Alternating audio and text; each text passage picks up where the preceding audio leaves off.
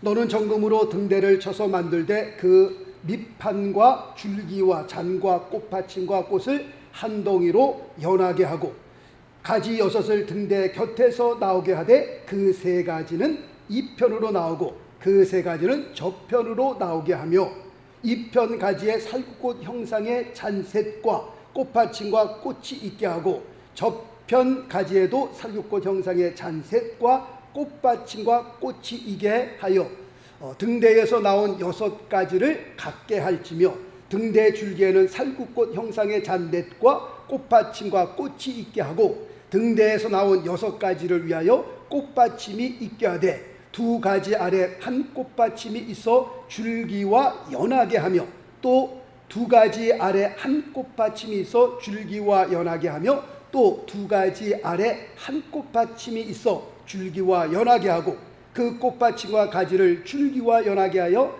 전부 정금으로 쳐 만들고 등잔 7을 만들어 그 위에 두어 앞을 비추게 하며 그 불집게와 불똥 그릇도 정금으로 만들지니 등대와 이 모든 기구를 정금 1달란트로 만들되 너는 삼가 이 산에서 내게 보인 식양대로 할지니라.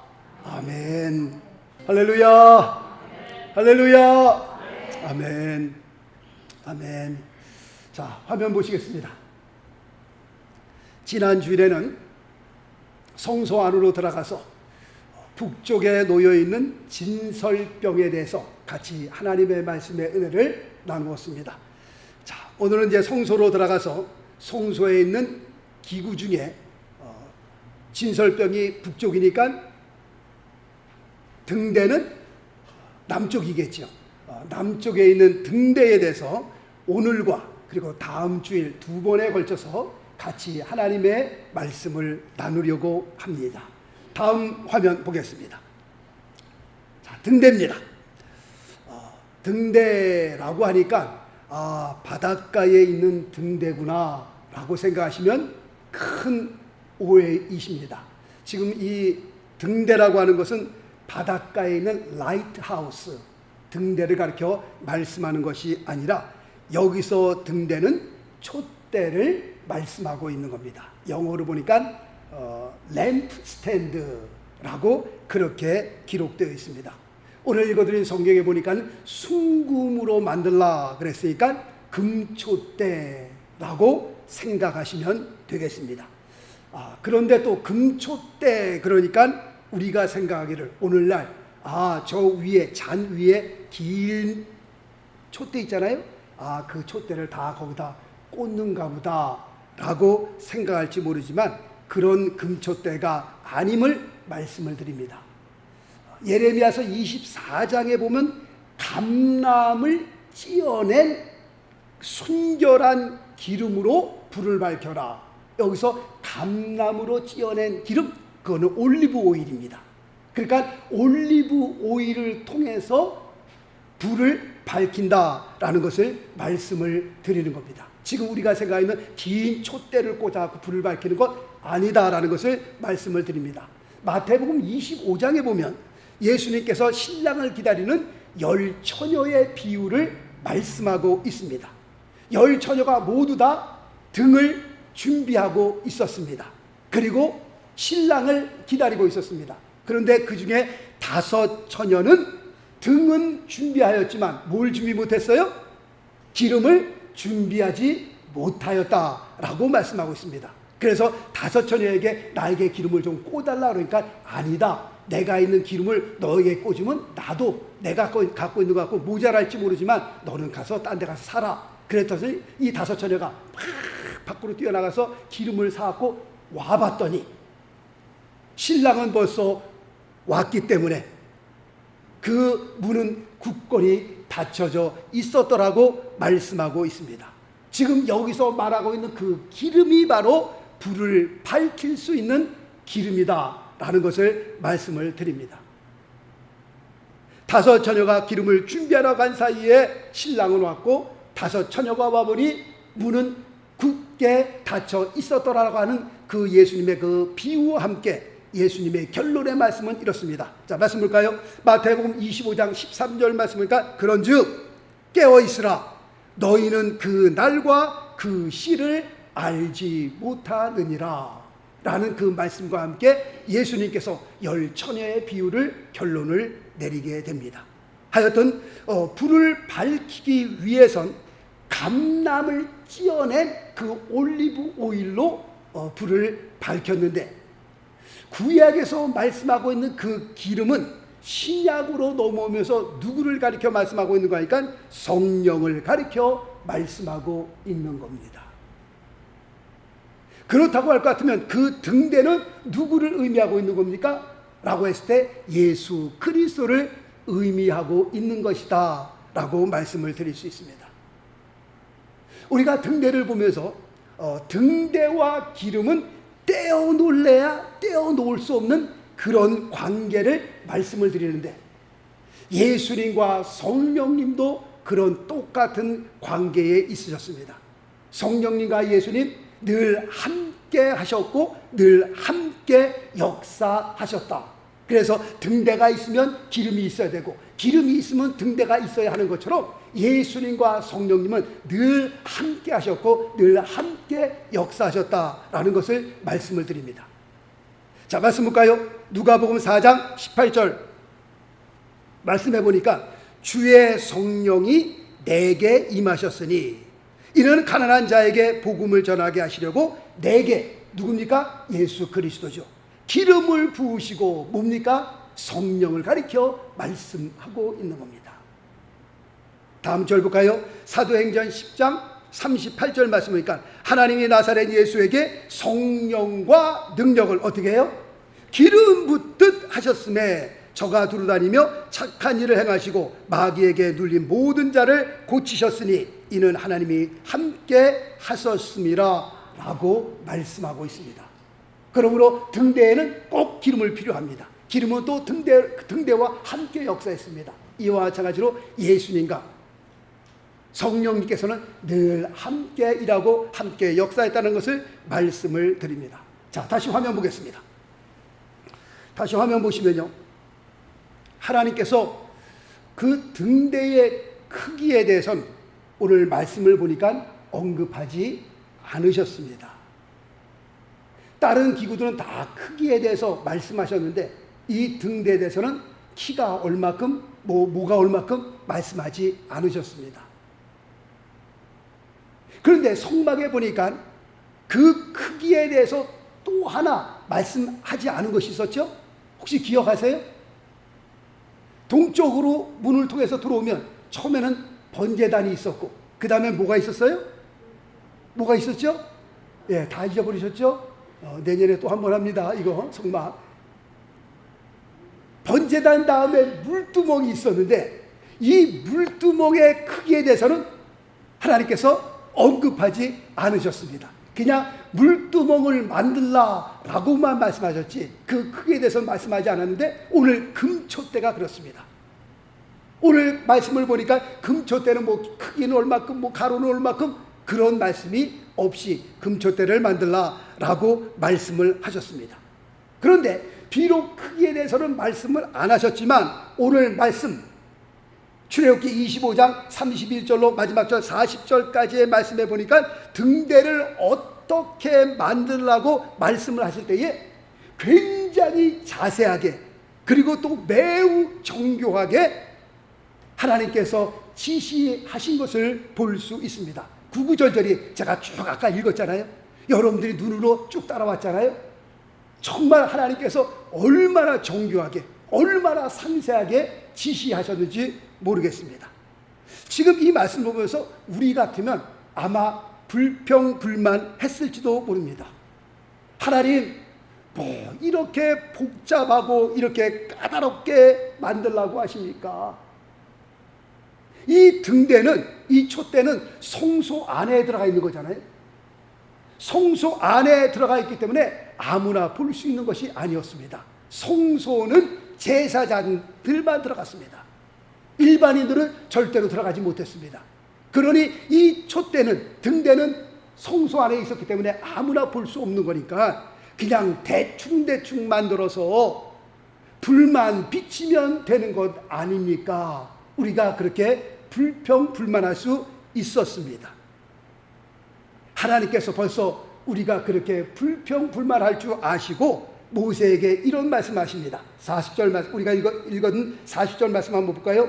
너는 삼가 이 산에서 내게 보인 식양대로 할지니라. 하나님께서 무슨 말씀하시는 거예요?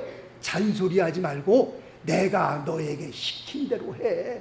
뭐 이렇게 까다롭게 만듭니까 주님? 뭐 이렇게 살구꽃처럼 뭐 이렇게 하고 뭘 하고 이쪽 등대 줄기를 세워서 이쪽은 3개 이쪽은 3개 뭐 어떻게 뭐 이렇게 복잡합니까 주님? 하나님께서 그럴 줄 아시고 잔소리하지 말고 그냥 내가 너에게 시킨 그대로 만들기만 해라 라고 주님께서 모세를 통해 말씀하셨습니다. 자, 그리고 우리가 읽어드린 39절 말씀을 보니까 등대와 이 모든 기구를 정금, 순금이죠, 한 달란트로 만들되라고 말씀하셨습니다. 그러니까 등대에 필요한 모든 도구들을 만들되 정금 한 달란트로 만들지니라 그렇게 말씀하고 있는데, 그럼 정금 한 달란트면은 지금 오늘날 파운드로 몇 파운드 되는 겁니까? 라고 계산해 봤더니 60에서 약 70파운드 되는 그런 겁니다. 킬로그램으로 따지니까 약 30kg 나가는 겁니다. 감이 잘 안 오시죠? 그러면은 60에서 한 70파운드, 30kg 정도 순금이 된다면 지금으로 얼마 정도 되는 겁니까? 라고 계산을 해봤더니 지금으로 계산해 보니까 200만 달러 되는 겁니다. 별로 놀라질 않으시네요. 성소 안에 있는 촛대 하나가 얼마라고 그랬어요? 2 밀리언 달러. 그렇게 비싼 촛대 보셨어요? 하루하루 계산하면 약 25억이에요. 세상에 촛대 하나가 25억짜리 촛대가 어디 있습니까? 그러니 성소를 여러분들 우습게 보면 안 되는 거예요. 그 성소 안에 있는 기구 하나 자체가 2 밀리언 달러. 엄청난 거죠. 그래서 제가 호기심에 금을 한번 제가 뒤져봤습니다. 도대체 금이 얼마나 되나. 여러분들 금 한 덩어리, 바라고 그러잖아요. 한 바. 이런 금덩어리 하나에 얼마 정도 할 것 같아요? 얼마 정도 나갈 것 같아요? 저는 이게 한 7, 8천 불, 10,000불 정도 나갈래나 하고 뒤져봤어요. 그랬더니요, 이만한 큰 금덩어리 하나가 40에서 50만 불 가더라고 보니까요. 놀라지 않은 거 보니까 아셨나 봐요, 다? 네. 저는 그거 보고 깜짝 놀랐어요. 이야, 금 이파 하나가 40만 불, 50만 불 가더라고요. 저는 뭐냐, 우습게 여겼더니 한 10,000불 정도 하려고 할 때 집 한 채가 왔다 갔다 하더라고 보니까 그게요. 와, 금이 그렇게 비싼 거였구나. 성소 안에 있는 등대, 금초대 한 달란트로 만들어라. 그게 바로 약 2 밀리언 정도 나가는 엄청난 값어치가 나가는 그런 것더라고 보니까요. 야, 놀랐습니다. 그리고 또 우리 등대하면 한 가지 또 알아야 할 사실은, 우리가 성소 안에 들어가면 성소 안에는 창문이 하나도 없습니다. 그리고 그 성소는요, 4개의 천들과 가죽으로 덮여 있습니다. 자, 안에서부터 시작하면 첫째는 배실로 짜인 천이 있고요. 그 위에는 염소 털로 짠 천이 놓여 있고요. 또 그 위에는 붉은 물로 물들인 수양의 가죽이 덮여 있고요. 그 다음에 그 위에는 해달의 가죽, 다시 말씀드리면 물개 가죽이 그 위에 덮여져 있습니다. 이 4개의 천과 가죽으로 덮여 있습니다. 그러니까 성소 안으로 들어가면 창문 하나 없죠. 그 다음에 4개의 천과 4개의 가죽으로 그 위를 덮어놨죠. 다시 말씀드리면 그 안에 들어가면 깜깜한 겁니다. 태양빛도 하나 들어오지 못하는 그 성소 안으로 들어가면 4겹의 천과 가죽으로 덮여있기 때문에 굉장히 캄캄하다라고 말씀을 드릴 수 있습니다. 그래서 하나님께서는 금촛대를 만들어 빛을 비추게 하시고 그 빛을 통해서 하나님을 섬기도록 만드셨습니다. 지금 이것이 본문에서 말씀하고 있는 등대다라고 말씀하고 있는 겁니다. 그래서 출애굽기 25장 31절 말씀부터 40절까지 이 말씀을 제가 지금 지금 정리를 해서 말씀을 드린 겁니다. 아, 이게 촛대구나, 아, 이게 등대구나 라고 설명을 드린 겁니다. 자, 그렇다면 지금부터 등대를 통해서 하나님께서 오늘날 우리에게 말씀해 주시는 하나님의 음성을, 또 하나님의 메시지를 듣기를 원합니다. 자, 첫 번째, 오늘 읽어드린 31절 말씀을 보니까 너는 정금으로 등대를 쳐서 만들되 라고 말씀하고 있습니다. 자, 등대를, 이 촛대를 만드는데 어떻게 만들라고 말씀하고 있어요? 쳐서 만들되. 영어 성경을 보니까 hammered work라고 되어 있습니다. 다시 말씀드리면 망치로 쳐서 만들어라 라고 말씀하고 있습니다. 등대는 아까 말씀드린 것처럼 누구를 의미한다고 말씀하고 있어요? 예수님을 의미한다라고 말씀을 드릴 수 있습니다. 가운데 있는 줄기는 예수님이요, 이쪽으로 세 줄기, 이쪽으로 세 줄기는 우리를 의미하고 있습니다. 다음 주일날 조금 자세하게 말씀을 드리려고 합니다. 하여튼 중요한 것은 이 등대는 누구를 의미하느냐? 예수 그리스도를 의미할 수도 있고 또 우리를 의미하기도 합니다. 그렇다면 이 등대가 예수님을 의미할 때에는 여기서 지금 등대를 쳐서 만들라, 망치로 쳐서 만들라, 이 등대가 예수님을 의미할 때에는 이것은 예수님의 고난을 의미하고 있는 겁니다. 자, 말씀 보겠습니다. 누가복음 9장 22절, 인자가 많은 고난을 받고. 지금 등대를 만들되 등대를 망치로 쳐서 만들어라, 예수 그리스도를 의미할 때는 예수 그리스도의 고난을 말씀하고 있는 겁니다. 인자가 많은 고난을 받고 장로들과 대제사장들과 서기관들에게 버림받아 죽임을 당하고 제3일에 살아나야 하리라 하시고, 예수님께서 말씀하고 있는 그 말씀의 의미가 바로 등대를 쳐서 만들어라 라고 하는 그 의미입니다. 지금 등대를 쳐서 만들어라, 이것은 우리를 위해 고난당하신 예수님을 말씀하고 있는 겁니다. 그런데 이 등대가 우리를 나타날 때에는 이것은 우리의 연단을 가리켜 말씀하고 있는 겁니다. 자, 또 말씀 볼까요? 잠언서 17장 3절 말씀 보니까 도가니는 은을, 풀무는 금을 연단하거니와 여호와는 마음을 연단하시느니라. 여기서 바로 이 연단이 등대를 만들 때 쳐서 만들라 라고 하는 그런 의미가 있는 겁니다. 그러면 하나님께서 왜 우리를 연단하십니까? 왜 우리를 단련하시는 겁니까? 거기에 대한 목적이 어디 있습니까? 자, 또 말씀 볼까요?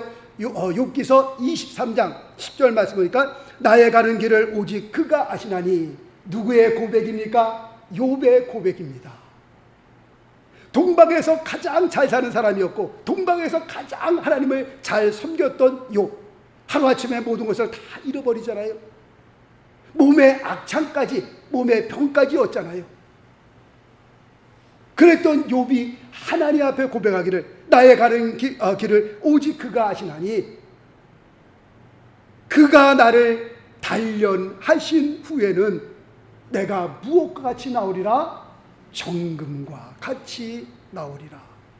왜 하나님께서 우리를 단련하시는 겁니까? 왜 하나님께서 우리를 연단하시는 겁니까? 하나님께서 우리를 정금과 같이 나오게 하시려고, 하나님께서 우리를 정금같이 사용하시려고 하는 목적이 있다라는 것을 말씀을 드립니다. 하나님께서 우리를 단련하실 때, 연단하실 때 그것은 산속을 헤매는, 동서남북도 모르고 산속을 헤매는 그런 것이 아니라, 제가 말씀을 드리잖아요. 늘 터널을 통과하는 것 같다고요. 터널을 통과할 때 깜깜하지만 우리가 인내하면서 믿음을 가지고 끝까지 앞으로 나아가다 보면 언젠가는 저 끝에서 뭐가 보여요? 빛이 보일 때가 있는 겁니다. 하나님께서 우리를 연단하시는 목적은 하나님께서 우리를 단련하시는 목적은 우리를 정금같이 나오게 하기 위해서, 우리를 그렇게 사용하시기 위해서 하나님께서 우리를 단련하시는 겁니다. 이런 연단을 받은 사람이 누구예요? 성경에 나오는 모세가 바로 그런 사람입니다. 모세는요, 바로의 궁정에서 40년을 살았던 사람입니다. 화려한 삶을 살았습니다. 부족함이 없이 살았던 사람이었습니다. 그러나 하나님께서 그를 미디안 광야로 몰아내잖아요. 40년 동안 광야에서 목동 생활로 하나님 앞에 연단을 받으면서, 40년 동안 하나님의 연단을 받으면서 하나님 앞에 청같이 쓰임받을 만한 그런 귀한 삶으로 자꾸 변해가잖아요. 하나님께서 그를 여기서 깎으시고 일로 깎으시고 모난 점을 깎으시고 이렇게 깎고 저렇게 깎으면서 40년 동안 그 연단을 받으면서 마침내 하나님께서 그를 쓰시기 좋은 정금으로 하나님께서 만들어 놓으시잖아요. 요셉도 그랬습니다. 자, 말씀 볼까요? 시편 105편 17절로 19절까지 보니까 한 사람을 앞서 보내셨으며 요셉이 종으로 팔렸도다. 하나님의 역사였죠. 비록 그 형들이 돈을 받고 노예로 팔았지만 누구의 섭리가 있었던 거예요? 하나님의 섭리가 있었던 거예요. 형들이 요셉을 팔았지만 누가 그를 애굽으로 판 거예요? 하나님이 하신 거예요. 그 발이 착고에 상하며 옥에 갇혔죠. 감옥으로 들어갔죠. 그 몸이 쇠사슬에 매였으니 곧 여호와의 말씀이 응할 때까지라.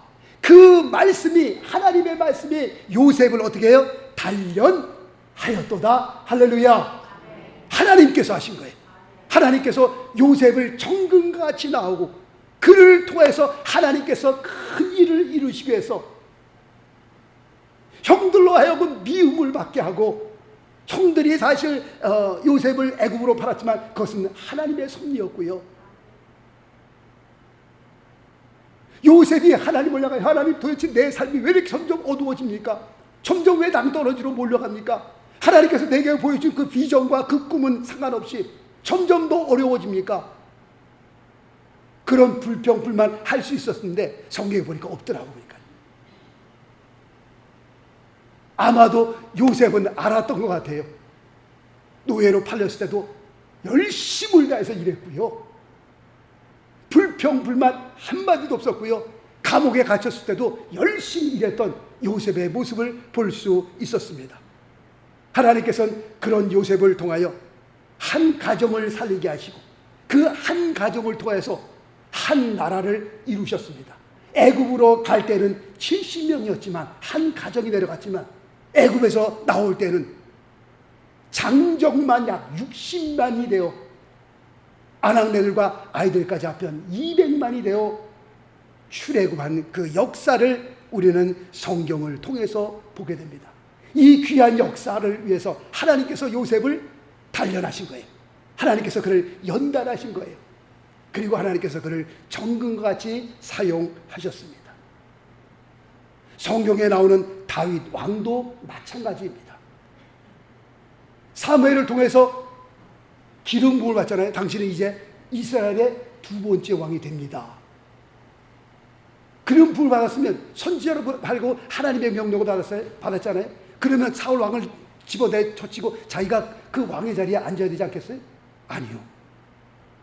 사무엘 선지자를 통해서 그 기름 부음을 받았음에도 불구하고 약 10년에서 길게는 15년 동안요 하나님 앞에 큰 연단을 받게 됩니다. 기름 부음을 받고도 10년 후에나 왕이 됐다니까요. 그 10년을 지나는 동안에요 울기도 많이 울었고요. 얼마나 울었으면 자기의 그 침대가 자기의 눈물로 인하여 뜰 정도로, 주여 내 눈물을 주의 벽에 담으소서. 얼마나 눈물을 흘렸으면요. 죽을 고비도 여러 번 넘기고요. 살기 위해서 침을 질질 흘려가면서 미친 짓도 했고요. 그런 어려운 일들을 수없이 지나고 난 다음에 그 연단을 통과하면서 정말 하나님이 기뻐하실 만한 하나님의 사람으로 설 수 있었던 겁니다. 이와 같이 등대를 만들 때 등대를 망치로 쳐서 만들라고 말씀하신 그 의미가 바로 여기에 있는 겁니다. 물론 망치로 칠 때 아프지 않은 사람이 어디 있어요? 괴롭지 않은 사람이 어디 있어요?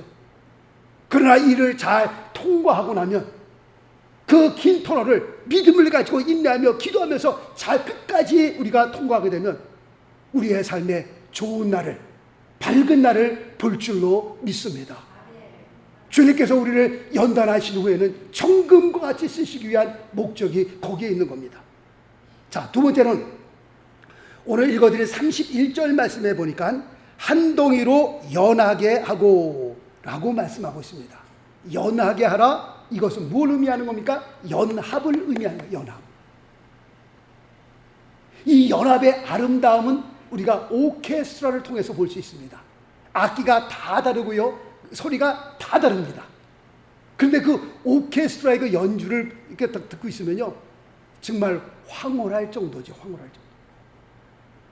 그 다음에 마지막 클라이막스로 들어갈 때는 그 큰 북도 막 붕 치면서 그 뭐 심벌진가요? 뭐 그것도 막 쨍 하고 소리가 나고, 그 다음에 막 바이올린은 막 클라이막스 있잖아요. 막 빵 하면서 주의자가 탁 하면 끝나잖아요.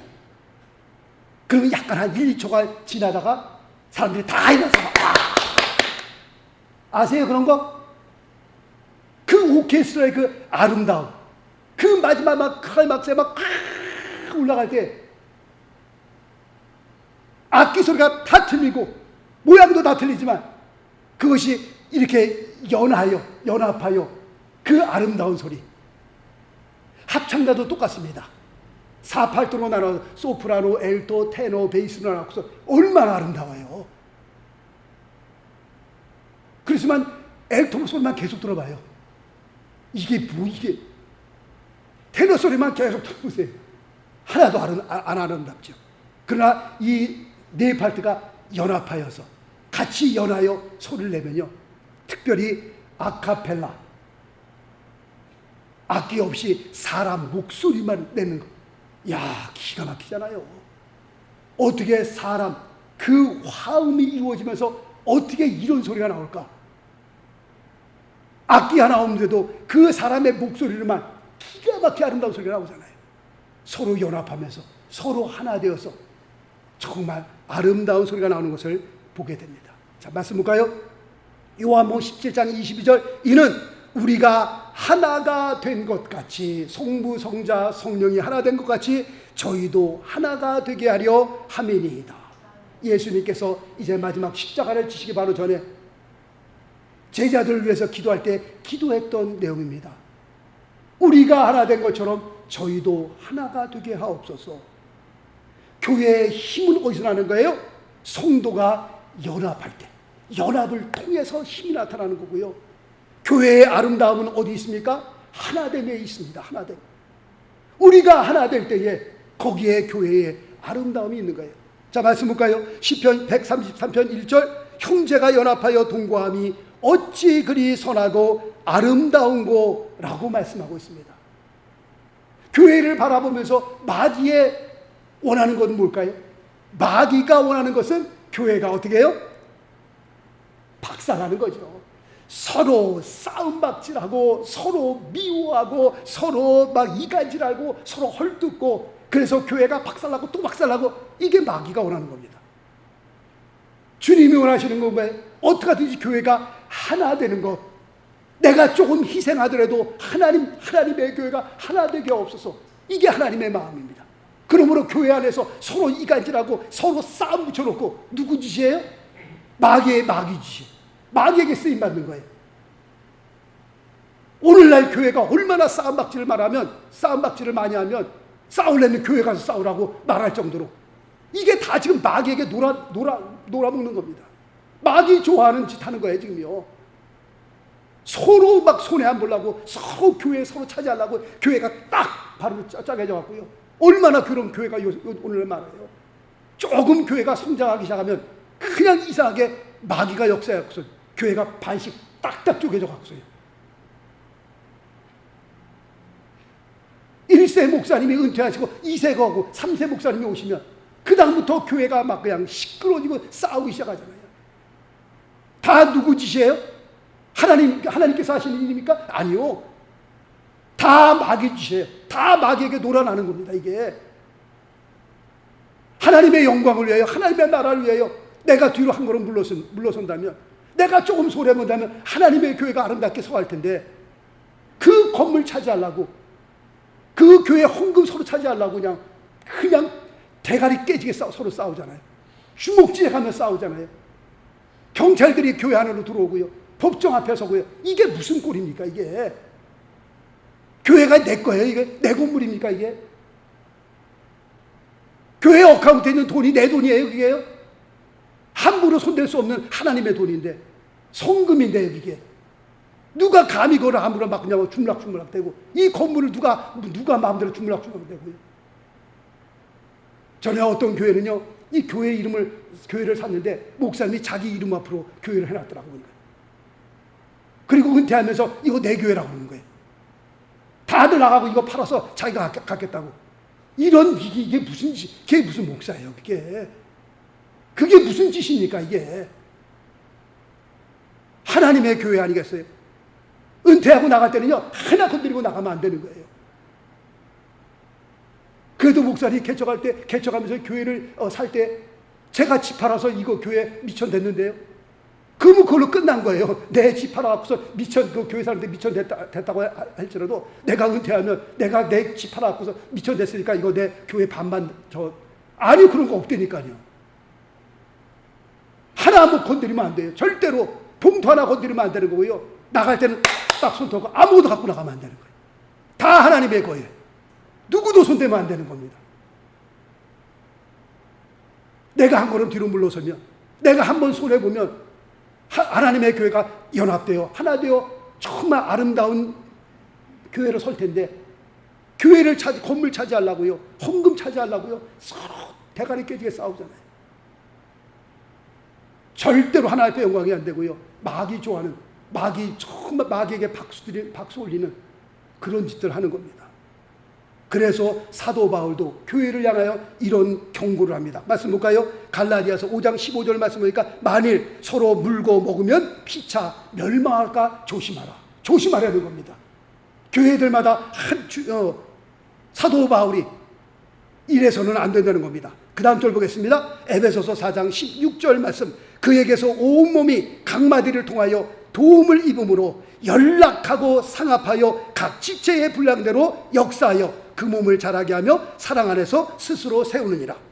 교회가 역사를 이루고요, 몸을 자라게 하고요, 사랑 안에서 스스로 세워져 가는 것, 이런 역사가 언제 일어나는 겁니까? 연락하고 상합할 때, 서로 마음을 합하고 서로 뜻을 합할 때, 하나가 될 때에 이런 역사가 일어나는 겁니다.